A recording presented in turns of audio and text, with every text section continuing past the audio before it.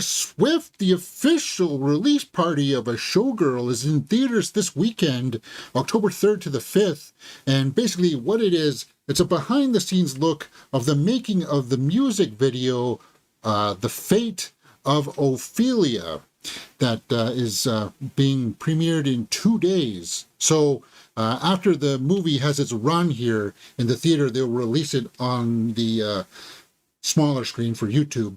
But I would go check it out on the big screen because you get the big sound, you get a bunch of the visualizer songs. So she goes through the entire album and you get to hear the songs on the big screen. But on top of that, you also get a look behind the scenes of how they shot the video. They talk about costuming, set, makeup and all that kind of stuff, what she was thinking while she wrote these songs. So it's kind of cool in that aspect. If you are a Swiftie, of course you're going to check this movie out. It's worth the money if you like that. If I looked at it as a piece of entertainment value for anybody else who is not a Swiftie, this might be a bit of a bore for you because we're listening to the entire album.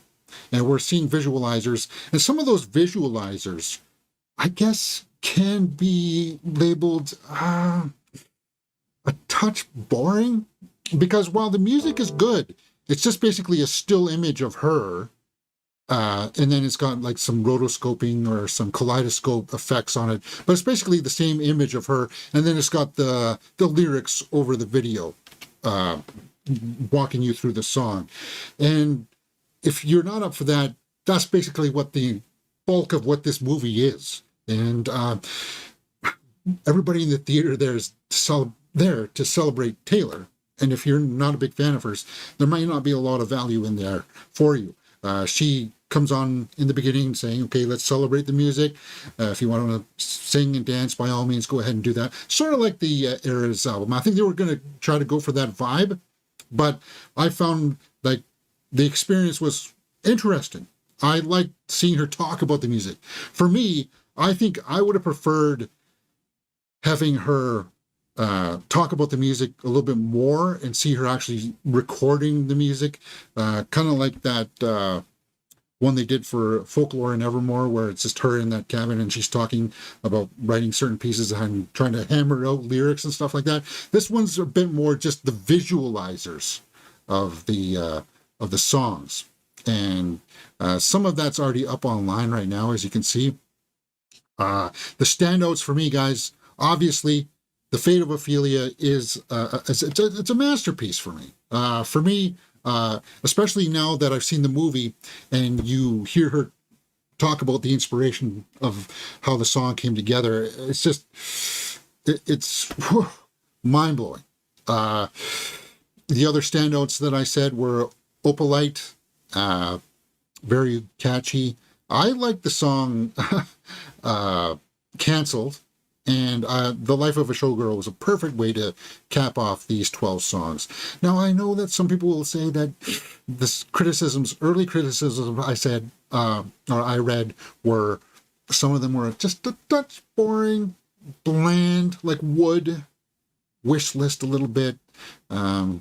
I know that she really praised Elizabeth Taylor, but for me, that one was kind of like, But that's just going to be the case sometimes. You know, I'm a Swiftie. I'm a big fan. I am going to be collecting the vinyl for this, but here in Canada, we've got a strike on, and it'll get to me eventually. So I'm looking forward to that. My advice is, guys, if you can, go see it in the theater with a bunch of people. Make sure that your theaters are going to be packed. Okay, let's take a look at the 7:45 show. See, now that's packed. And these people are going to have fun, and they're going to be laughing at her jokes. It's like, Taylor's got a really interesting sense of humor. She really does. Oh, look at that. Like, people are going to go see this movie tonight, guys.